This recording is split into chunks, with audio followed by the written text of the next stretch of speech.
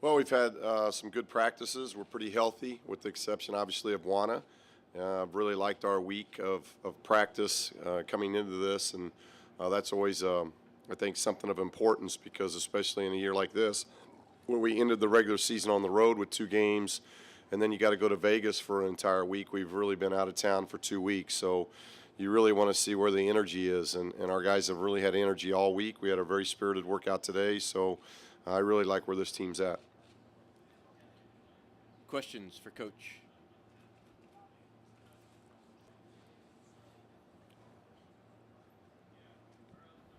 Yeah, Steve, over here at Bill Plaschke, LA Times. Yeah, How scary, given all your years in this tournament, is the first round, and why is it a game that's, I guess they call it the second round now, but you know what I mean? Why is it a game that seems to be scarier than others because of the unknown, and what's the difficulty in getting past it?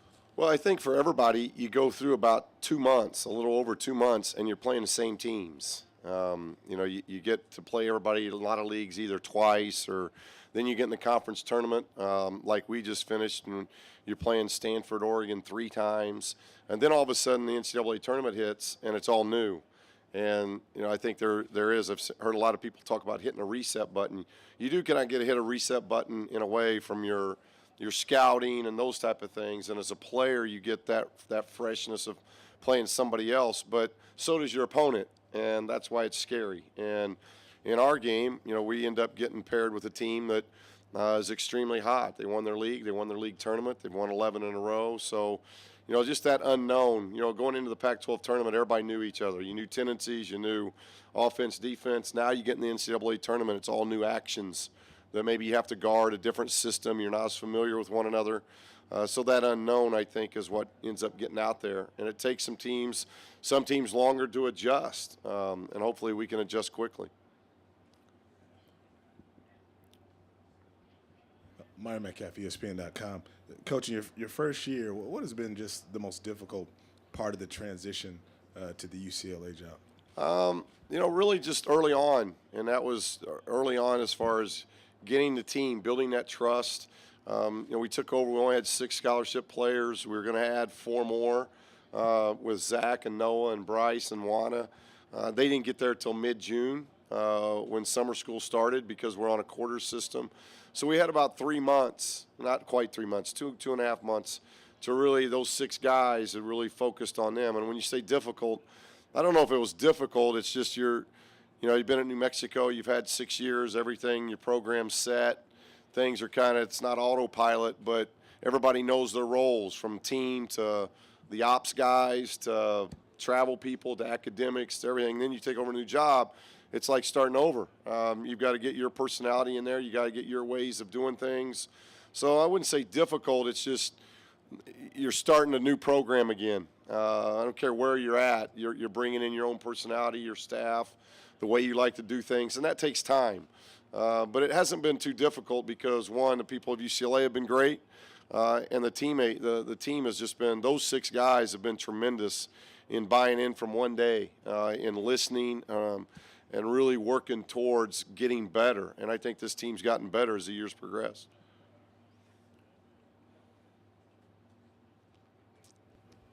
Ryan Cartier, Orange County Register. Steve, if you look back at 1999 when you were with Missouri State, when you guys made that run to the Sweet 16, what were the elements that were kind of in your favor that led to that kind of Cinderella run? Well, we were 12 seed, I think. I think we were 12 seed. I think we're second in the league, second runner-up in the league tournament, and we got an at-large bid.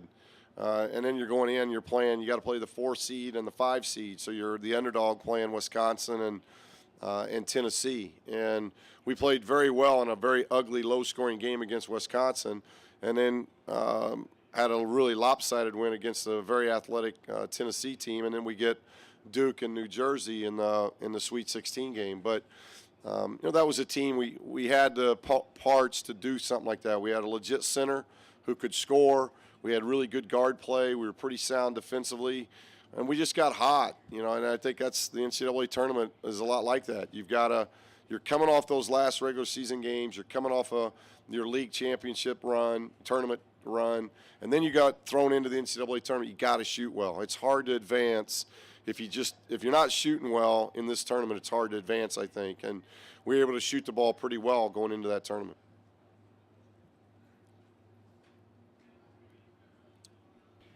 Abby Mastracco, Fox Sports West. I know you go back pretty far with Danny Manning. What do you remember about him as a player, and have you seen any similarities as a coach over the few years? Well, Danny's just one of those guys that I think when you first think of Danny Manning, as great as he is as a player, no matter who you talk to, you'll find out how great of a person he is, how great of a man he is. And I think that's what is the characteristics of Danny. He's a first-class man first, and obviously his playing career speaks for itself. He 15 years in the NBA, incredible career at Kansas, and now once he got out of the league, he's been at Kansas. He went back home, and he's been at Kansas as an assistant for years under Coach Self, and they've done nothing but win from league championships to advancing in an NCAA, actually won an NCAA tournament. So he's been a part of an NCAA champion as a player and as an assistant, and now in just 2 short years at Tulsa. Tulsa's a very good basketball school with a lot of good tradition. So it's not surprising they went after Danny, and Danny wanted to have a piece of Tulsa, and I think it's a tremendous marriage because I think things are working out very, very well. But Danny, great player, great coach, an even better person.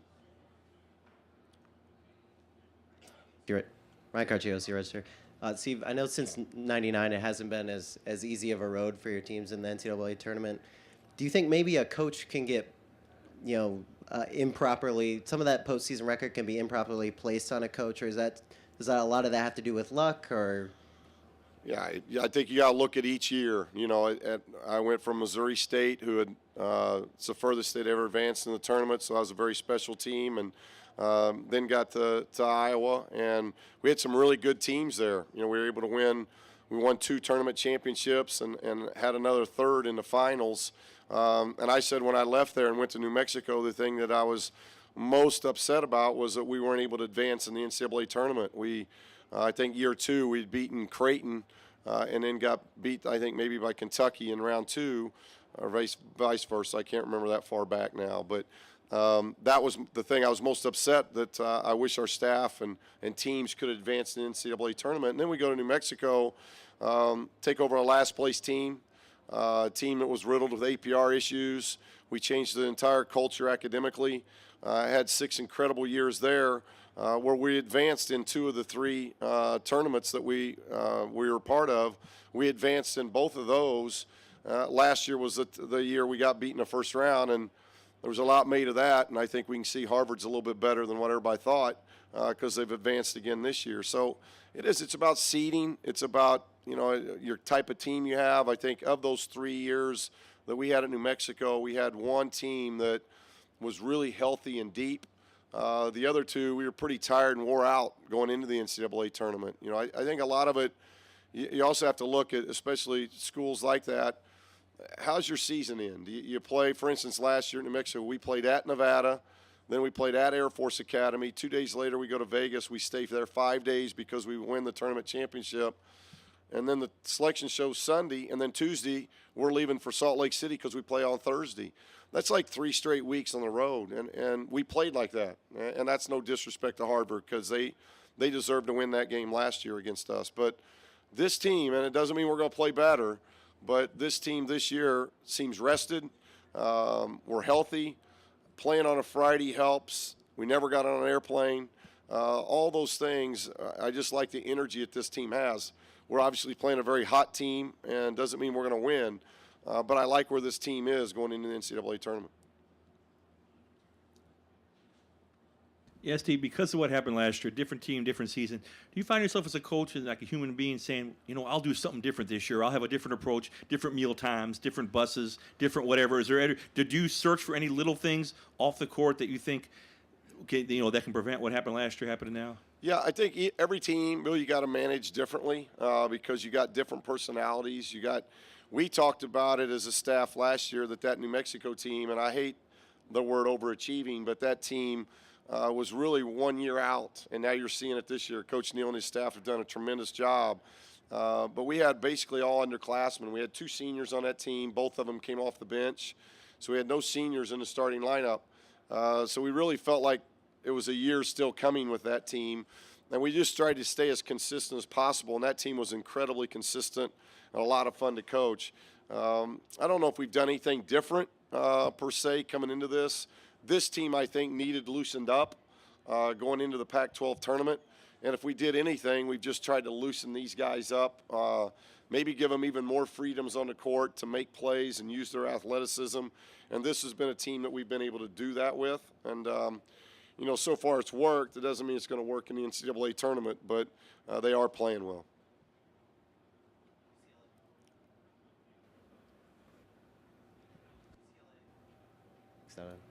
Anyway, UCLA has only won 2 games in the tournament since 2008 too. How important is it for you, especially in your first year, for you and for UCLA, to get established with a few wins in the tournament? Well, we're laying a foundation. I think that's what year one's about, and I love the foundation that's being laid and what we're trying to do. And from style of play to how we like to play offensively and defensively, and the up tempo. And I think this is an exciting team to watch. They're unselfish. They work hard. They share the ball. They're so far ahead of where we projected, I think, just because of you look at their numbers, and it's just a fun, exciting team to coach. So, yeah, it's important. You're not at UCLA if it's not important to advance in the NCAA tournament. So, but with that said, these guys have done some really good things this year, and we are playing well. So hopefully, we know we're playing a very good Tulsa team and an outstanding coach team. So it's not going to be easy. Each game, each round, it doesn't get any easier. So we've got to be playing really good basketball, and tomorrow night for us to advance, we're going to have to play really good basketball. Yeah, John Klein from the Tulsa World. Steve, lots been made in Tulsa of the game 20 years ago. Do you feel like your team's Tulsa's got their full attention this year? Oh, well, yeah, I would think. I mean, none of these guys, obviously, majority of the team weren't even around. So, I would think we've respected everybody, and teams that you don't all of a sudden have a respect for. I think that's one of the worst things you can do as a player. And we spend an awful lot of time communicating to our players on a daily basis. It's the next opponent. Whether we're in league play, and I think that's why this team's been consistent. They stayed away from losing streaks, and now you get in the NCAA tournament. I don't think it's ever about when teams get upset. It's about looking past somebody. I think it's just hard. The parity today versus 20 years ago, it's not even the same. I mean, I played in the mid to late 80s, and the parity now on the men's side is so much greater than what it was in the late 80s when I played. So you better be ready, because if you're not ready, you're gonna get out of this tournament pretty quickly. But yeah, our guys have tremendous respect for Tulsa, and the tape that they've been able to watch, they understand how good of a team we're playing. You don't at the Division I level, if you win your league and you win your league tournament, and you win 11 games in a row, you get respected pretty quickly at this level. Any other questions for Coach Alford? Thank you. Good to see Coach Frieder in the house. Thank you.